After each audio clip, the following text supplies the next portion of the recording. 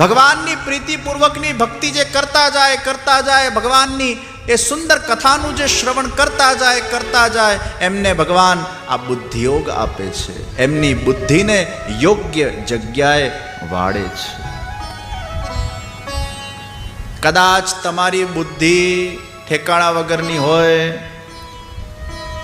અને મન એકદમ જેમ તેમ કંટ્રોલ બહાર હોય તો ઠાકોરજીને આપણે એ જ વિનંતી કરીએ, હે પ્રભુ, આપ મારી બુદ્ધિ અને મારું મન આપની કૃપાથી નિયંત્રિત કરો. ભગવાન ધારે તો શું ન થઈ શકે, એટલે જ આપણે પ્રણામ કરીએ છીએ, માથું નમાવીએ છીએ, મન અને બુદ્ધિ પ્રભુના શ્રી ચરણોમાં સમર્પિત કરીએ છીએ.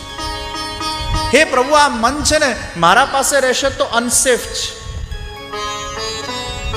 આ મન જેવી કિંમતી વસ્તુ આપણા પાસે ન રખાય, કેમ કે આપણી બુદ્ધિ એને કંટ્રોલ નથી કરી શકતી ને. એટલે એને ક્યાં રખાય?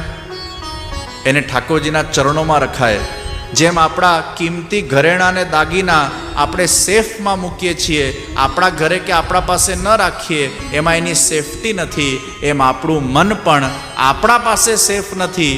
એટલે એને ઠાકોરજીના શ્રી ચરણોના અંદર આપણે સેફમાં પધરાવી દઈએ છીએ, જેથી કરીને આપણું મન એ પ્રભુમય બની શકે.